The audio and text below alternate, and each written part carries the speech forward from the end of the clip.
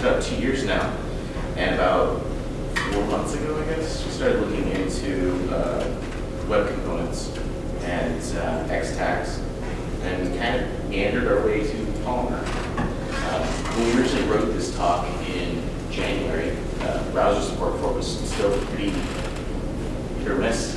But since then, they've actually built out their polyfill library to the point where you can basically use Polymer on any current web browser. And all the future ones that are coming out have mostly native support for it.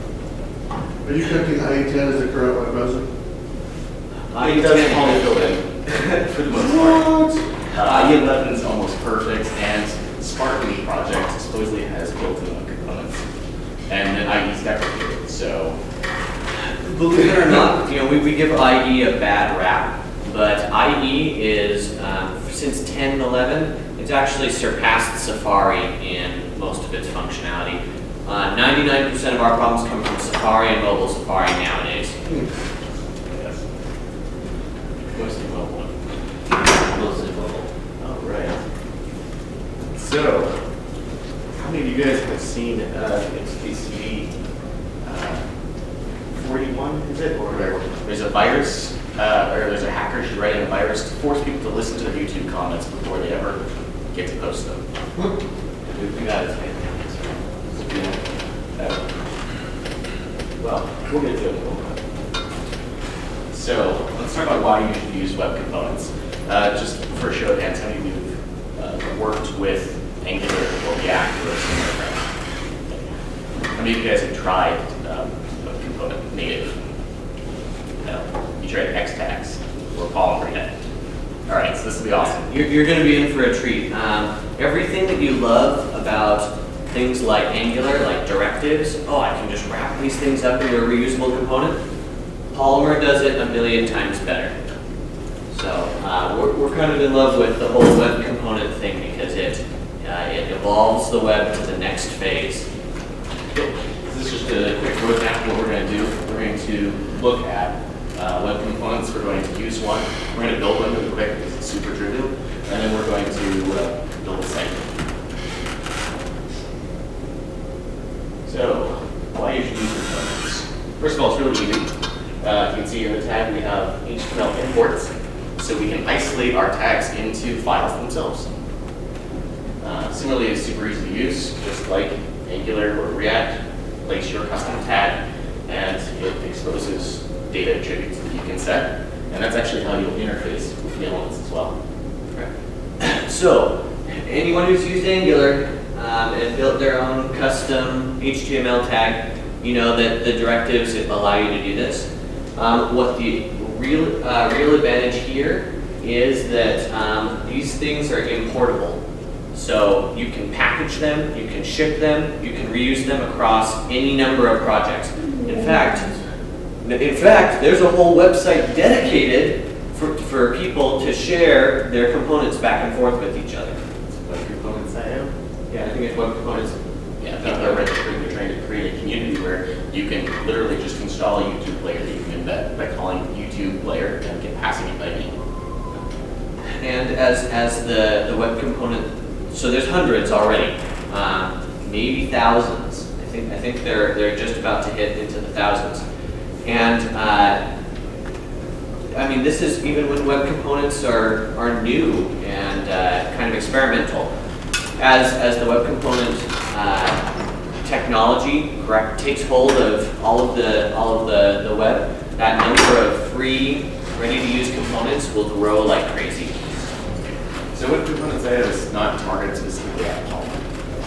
Sorry, I was wondering, you mentioned that was one of the differences that you could take them and use them anywhere. But I mean, in Angular, you're able to import your directives and use other things that are in other perhaps I like that thing on the web. Awesome, they finally have one of those, and take that and use it. That's true.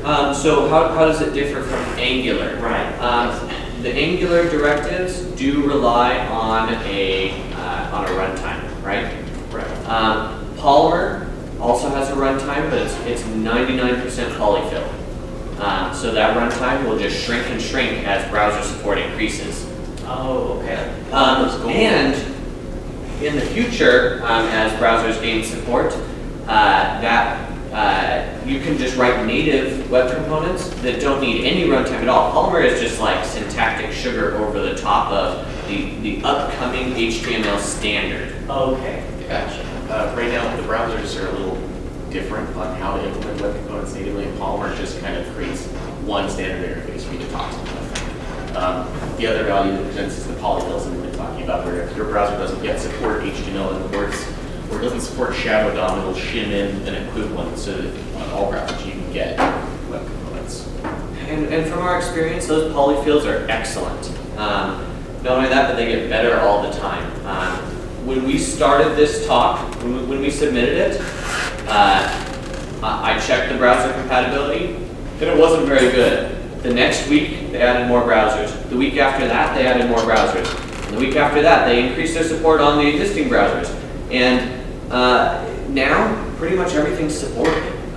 They're just tearing it up with very quick development. They're releasing very quickly. So. All right. So it runs on a couple of key fundamental pieces of technology. We talked about HTML imports. That's what we just saw. The other one that it works on is the Shadow DOM. Shadow DOM is about being able to encapsulate your components, be able to have an entire another DOM that lives inside of yours.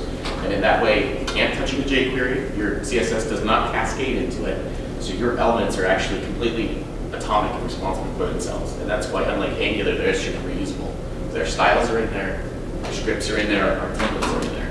So let's just take a bad example. And I don't know why you would do this, but you could. Let's say you had an Angular component that you plugged into your site, and then you installed some random jQuery plugin that hijacked that and wrecked your component. That's impossible with Polymer. It's a full JavaScript, HTML, CSS sandbox. Oh, very cool. I like that. Other interesting technologies that they're working on, at least at Mozilla and Google, is threading in those unique DOMs so you can get better performance. Each DOM will actually run on its own at the time. Who was doing that? Mozilla and Google are both working on it. I'm not sure where Microsoft is with the Spartan project. They're supposed to be pushing that way too. So I wouldn't worry about Microsoft. Microsoft has become considerably cooler in the last year or so, and their browser support is becoming very, very good as of late. So the Shadow DOM gives us reusability. Said everything's encapsulated, so it's trivial to go ahead and import anything because they all are responsible for themselves. It's theoretically faster because of the threading. It includes your source files, giving us modular elements we can include, and that way you don't have to search through 10,000 line pieces of Angular code. Like Thane said, it goes ahead and sandboxes your CSS and JavaScript, and like Angular, we can expose data attributes and we can use tools that allow people to impact us from externally, but we don't have to. I should actually also mention on that, when we say it's theoretically faster, right now you can get yourself in trouble with web components. There is overhead to creating a new DOM for everything. So just for kicks, I created a project that had 10,000 nested DOMs and it didn't work very well. It was pretty laggy. So right now you have to use them a little bit carefully, but that will change over time as they optimize them natively. You really shouldn't have to have 10,000 nested DOMs in your project, but I wanted to see just how far I can push it. I guarantee you that a year from now, there will be a live production website with 10,000 nested. Sure. And somebody will find a way that it'll be just a combination of designers and everybody will have to get their uses in. I guarantee you it will happen. Yeah, that's a good point. Someone's going to do it, whether it's a good idea or not, right? I leave it up to Mozilla to figure out how to make that fast. Yeah. All right, so here is just a little snippet of an element, and it's not code highlighting, so let's get you this editor. Also, is there anywhere that we can go to get this presentation? Well, it's on GitHub. We'll get you the GitHub link. Yeah, after this is over, I'll make a bit.ly link and just give it to you guys. Let's see.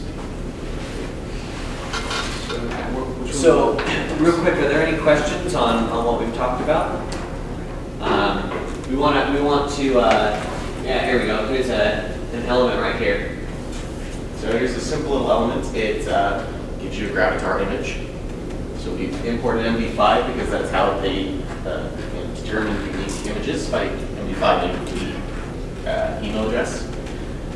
This is our template block right here. You can see that it includes its own styles. Right now it's using core style, which actually tells it look to your parent for a style. So Gravatar photo. when we said CSS sandbox, that doesn't mean that you can't cascade into it. It means that you get to pick what cascades, which is super cool. Just like Angular, you'll see that we have two-way binding on templates. The difference is the templates are native. So you don't have something crawling through in JavaScript looking for that. You have C red type, so it's very fast. And this is Polymer. This is how we bootstrap it. Call Polymer, we give it element.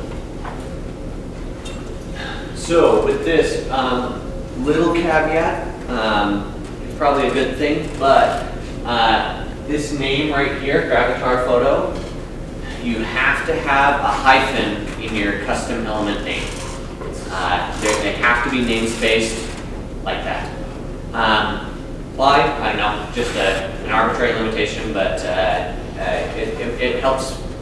It helps distinguish between a custom element and something that's built in.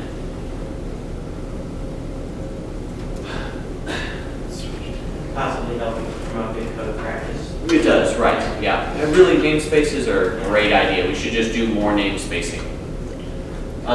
It's nice, though, because let's say I wanted to use Google's paper elements. Yeah, Google built an entire set of their paper elements in Polymer. All you have to do is import them. You've got everything. We'll show you their demo site on that, because it's super cool, but we'll do that later. Let me go back 2 slides. I have a question, but I want to stare at the slide. This one. The code, The code, the element? yeah, what's the MD5? The Gravatar. Yeah, Yeah. that's in the Vim instance. Okay. Oh, yeah, it's your actual code. Yeah. This is real code.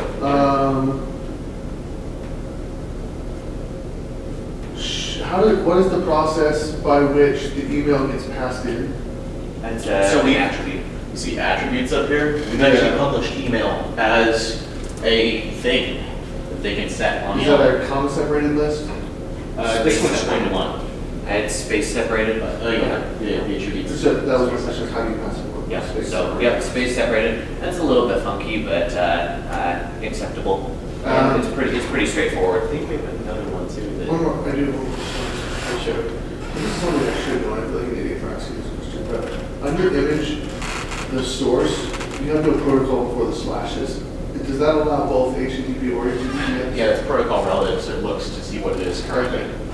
In fact, you should always do that. You should always use a / instead of hard coding HTTP or HTTPS, because then it just looks to what they're currently looking at, and you won't get those errors that say, oh, I'm loading an insecure image on a secure site, and vice versa. So, Who is it that's supporting Polymer? Polymer is built by Google. Oh, it is as well. It's an internal team. They work really closely with Angular right now because Angular 2 is actually using Javascript. So even if you don't want to use Polymer, and there are good reasons not to, you should probably use it to get ready for Angular 2 if you are working in Angular. So it works fundamentally on the same technology, and the teams are swapping layers back and forth all the time. Yeah. Very cool. So it's got all of the right funding and technology behind it. The interesting thing is, like Kacey said, Angular and Polymer teams, they intermingle and they trade people all the time, because the good things that they're creating in Polymer, they're going to be right there in Angular 2. Angular 2 is going to be awesome.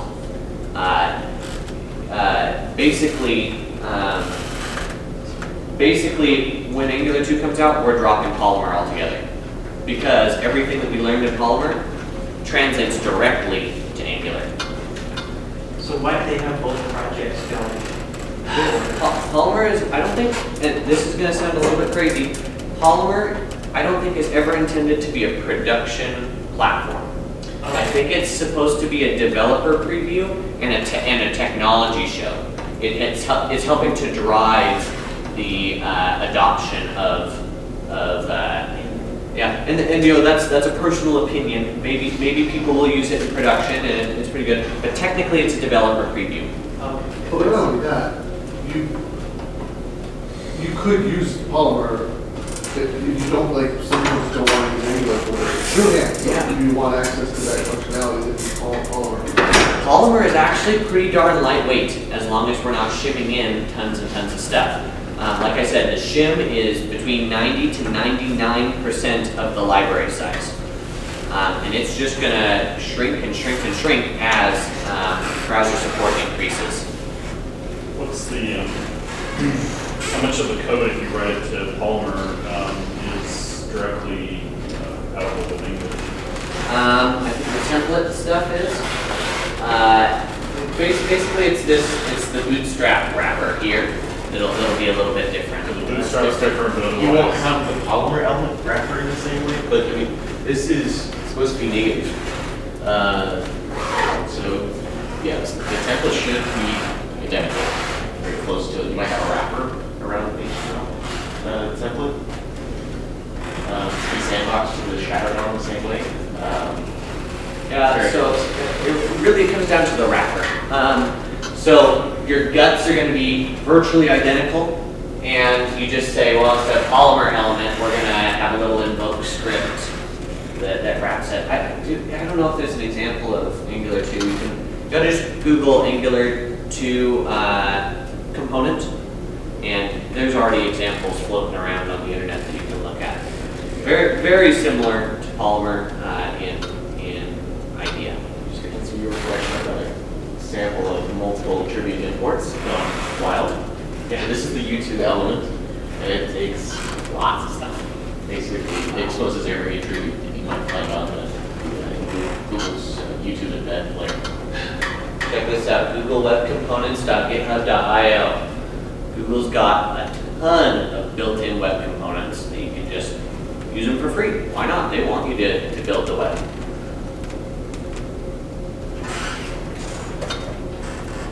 Let's see, so here we're supposed to go up to, I think that's how. And building an actual app. You can do pretty trivially. Here's that XPCD we were talking about. Another different one. So, Hacker, this was our source for our demonstration application. After any virus to force people to listen to their comments before they're allowed to post them on YouTube. So we didn't write a virus, but we did write a YouTube clone that when you comment, it reads your comment back to you and makes sure that you're not a moron before that, or it asks you if you're a moron before you, or if you can post it. So if you think about it, man, that's a tough problem. You know, not only do I have to do the normal boilerplate of creating an app, but now I have to integrate with the voice APIs, and man, I've never done that before. Polymer to the rescue because they've got voice elements as well. So let's just practice what's in there. So you've got awesome fake YouTube websites and your arbitrary rickroll. volume. Everyone knows this. Yeah. The audio is important down here, though, where we can say,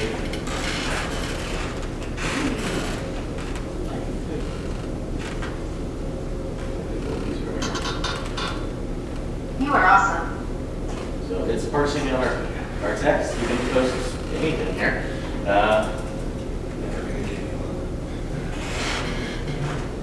Fame is an Openwest. It just parses it up. And it's very trivial to do in Polymer, and somebody actually wrote this directly for us, so that was easy. Right. We got that off of the web components .io, I think. So we look at our index here. Right, we go back up to the top where we had all those imports. Okay, here's all of the web components that we're using in our site. So we got a whole bunch of them. Actually, I bet there's even more than that that are inside the subcomponents. Yeah. Which suite uses the name tag with that? So what we're let's see, we go down. Does anyone have any questions first? At this point, we kind of want to just talk with you. If you're interested in seeing something, we want to show it off. But we're gonna kind of pick through what we've done here with the voice tags. So I'm having a hard time visualizing if you import something that itself has subcomponents.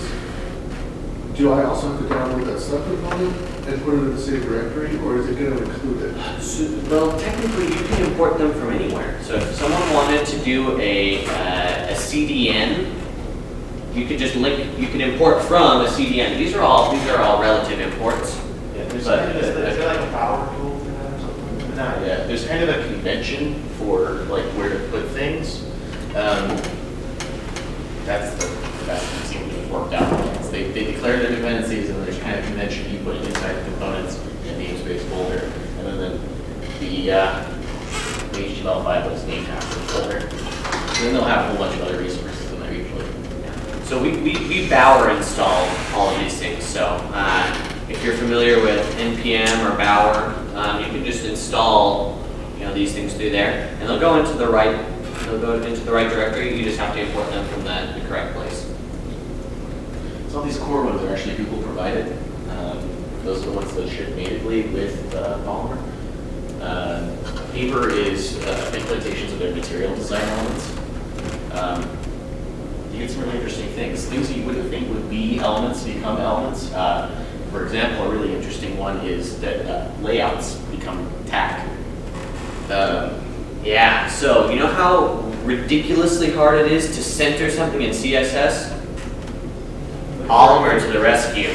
Right. Polymer can center things horizontally, vertically, whatever. We're using this core header panel. That's actually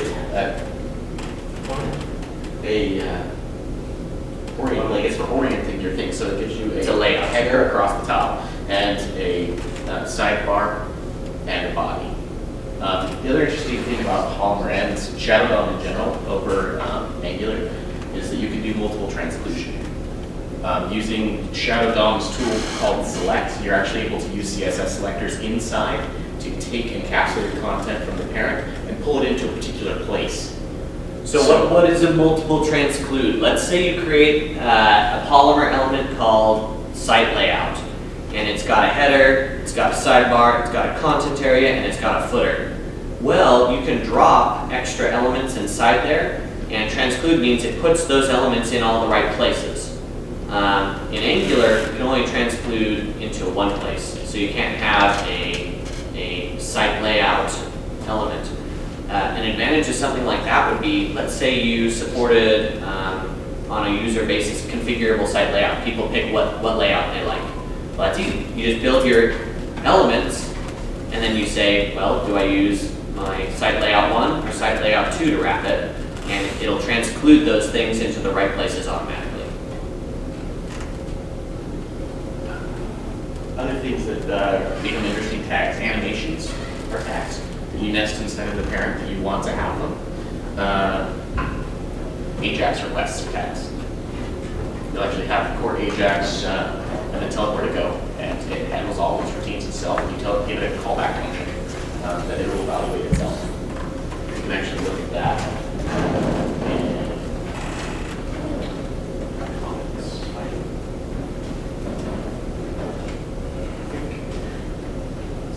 There we go, core Ajax. Yeah, so here's my Ajax tag for posting back if somebody likes my stats. It handles everything. I'm telling it, hey, this is JSON, so it deals with the appropriate headers and makes sure everything's sanitized appropriately. I'm telling it method is, and Giving some data. Yeah. some data. So- He's not running a callback. Yeah. I actually personally think that's one of the weird parts about Polymer. You don't have to use core Ajax if you don't want to, but it's a really good way of doing network calls in a declarative way. And there's a lot of power into doing things declaratively instead of programmatically. So they've offered up. Like Angular, you can also do element or attributes instead of elements. So they've offered up a bunch for layouts. Yeah, So you horizontal can layout. horizontally or vertically center a thing that's not trivial in CSS by just appending that attribute. Any questions here? Yeah.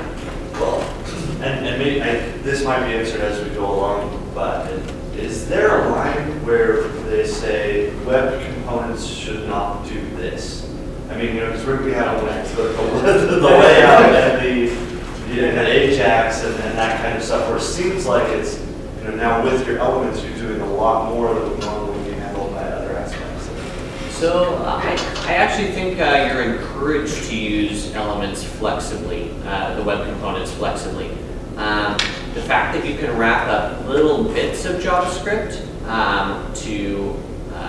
and then abstract that JavaScript away is a very good thing. We're getting away from jQuery soup, guys, where you use a CSS selector and it cascades down into your entire site, and you might break something just because you don't understand who's triggering what thing. And the fact that they're sandboxed means that any functionality you can dream up, you know, is now more plug and play, and it doesn't increase the maintenance overhead of your whole site. So, the thing that's still a bug in the back of my mind, which is that it feels to me like we're kind of running roughshod over separation of concerns.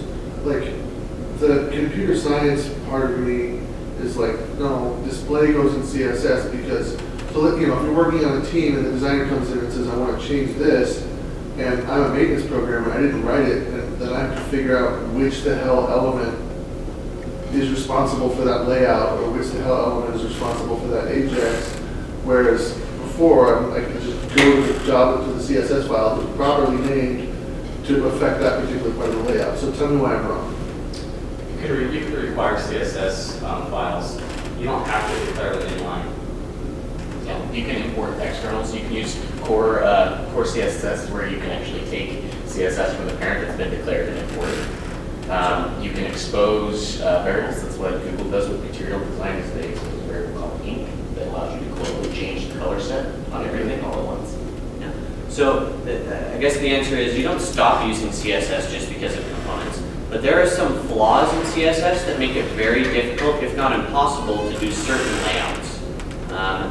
So even if you wanted to do it purely in CSS, you'd have to shim it with a little bit of extra JavaScript, and the layout elements do help that. I think the trade-off is good because now instead of like your editor makes a tweak on one page and now the 13 pages are broken, it's laid to one particular element, unless you're exposing that on purpose. But yes, you're correct. You could abuse elements and mix them all together. We hope that no one does that, but we know that they will. So I would say that they're definitely abusable. Yeah. Another interesting thing is Angular's not necessarily adopting this style of like everything is in elements. I mean, they're still working on the concept of services and factories.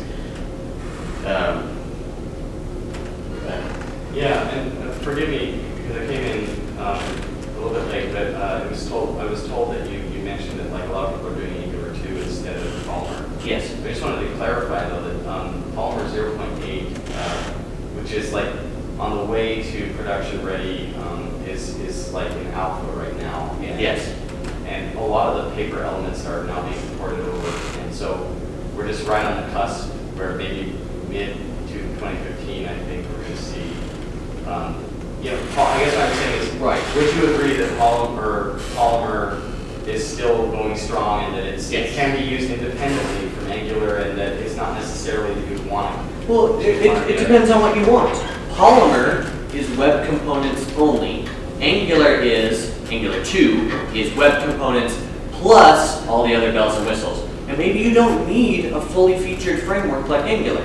Well, what I also have noticed is that almost all the functionality in Angular 2 is also available in Polymer components. And so it really does seem to me like it's sort of a choice between one paradigm or the other, although Angular 2 is using components in place of directives, right? But there are components that do the routing, that do all the other things that Angular 2 gives you, right? So, Yeah. The things that we found difficult with Polymer particularly are that it's difficult to share services between elements. Like if I want to have a caching service, for example, we don't inject a singleton the same way. We have a tag that instantiates its own version of it unless we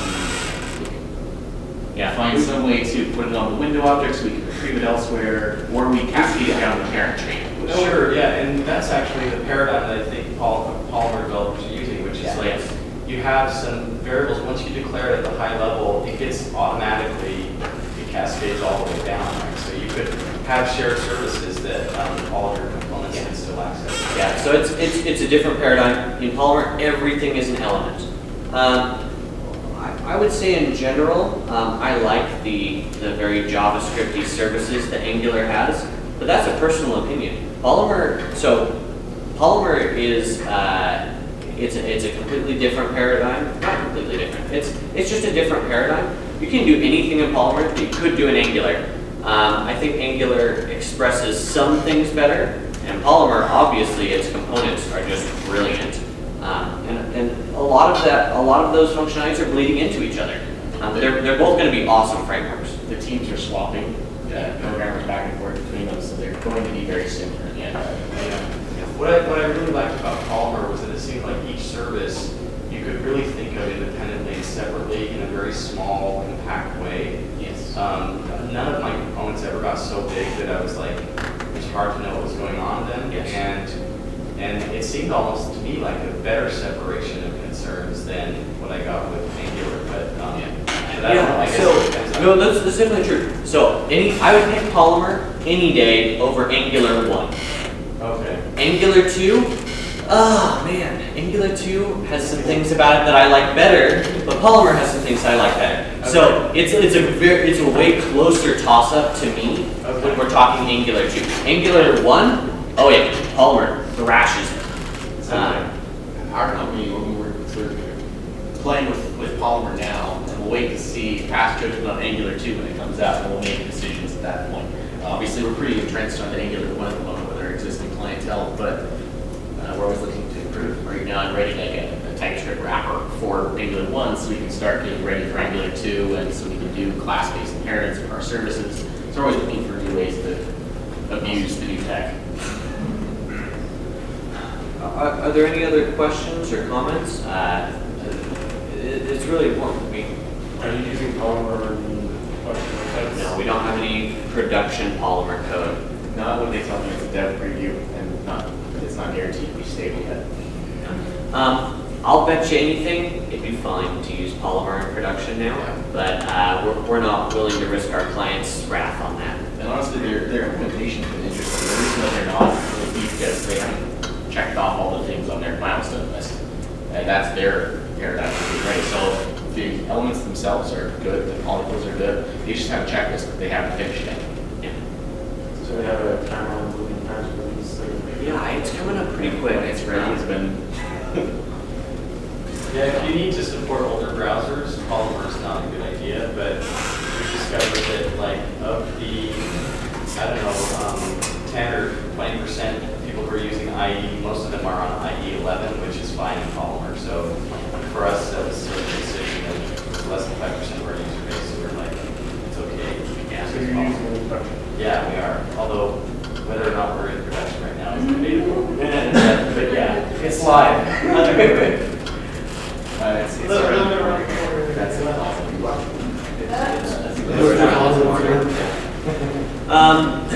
Yeah.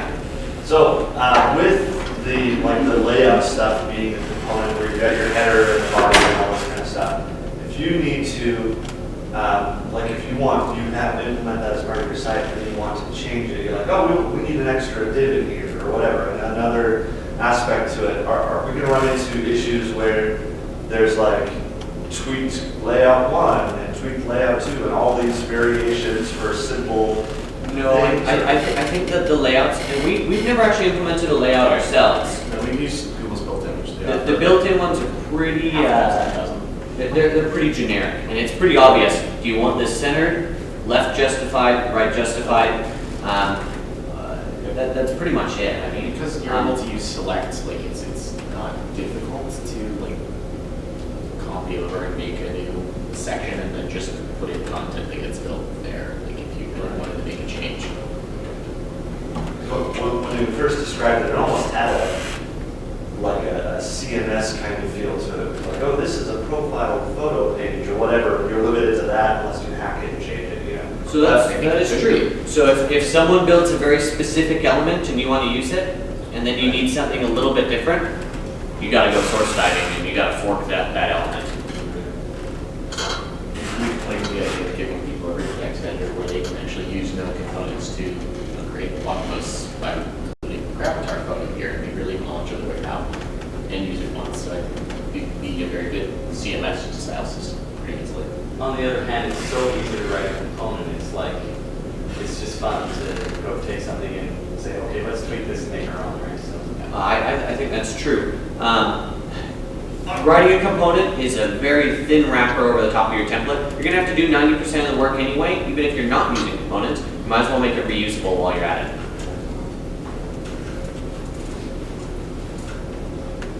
Let's do that voice element, because that's got some Take a look at it. in the code. No. Let's look at it in the browser.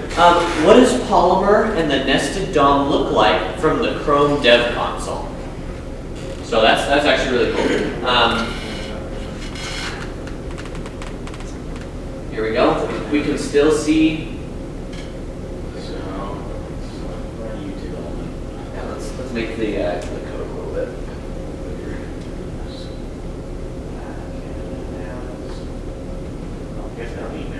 Okay. So you can see our custom elements in there. They show up like normal tags, but when you crack them open, whoa! There's a shadow root inside. This is the shadow DOM that we're talking about. Inside of that, you can open it up, and hey, there's just more HTML inside. And inside of that, we have no shadow DOM. Inside of Google, YouTube. Each one of them sandbox from each other.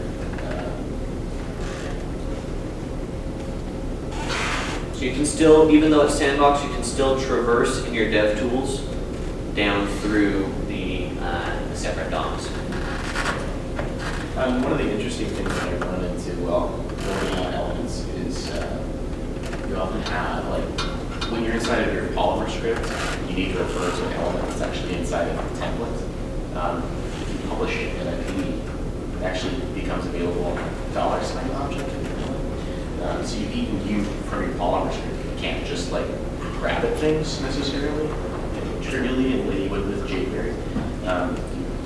End up using IDs and whatnot. Well, right. So let's say I use jQuery and I say select all my divs. Well, now it matters where you're selecting all the divs from. If you've got something wrapped up in a Google YouTube element, yeah, there's divs inside of that somewhere. But my jQuery stuff isn't going to mess with it because it sees that as a YouTube element, not a bunch of nested divs. So if you want to grab the divs inside your YouTube, You'd publish them from the YouTube element, yeah. you probably show Um, this code. Yeah. A little better. So, let's see if we do one here. We might not have an example quite like that, but we do publish some stuff. Yeah. And by publishing stuff, is it, yeah, I think you mentioned. That- The attributes up here. If you give it a name, then you can use it as an attribute on the tag itself, on the pages. So Or in it this says case, like Polymer element name. in this case, Polymer element name, that's the tag name you're going to use for it in the browser. Attributes is what we're publishing. Okay. So in this case, this is an individual comment that's going to be laid on the page, and we have the parent fetch the list and then hand the comment to the component as a reference, and then it takes its name from it, its date time from it, its body from it, so it's been Yeah. It should also, let's get one that has a function on it, because you can also expose functions on your elements.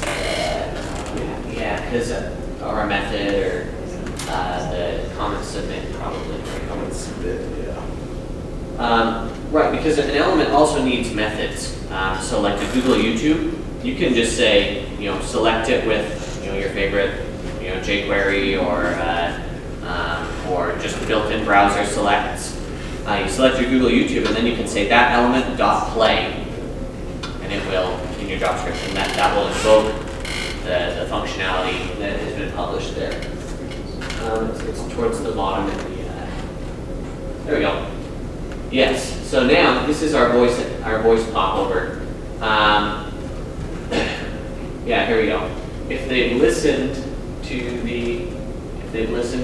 the voice, if we caress them, we flag it locally, and then if they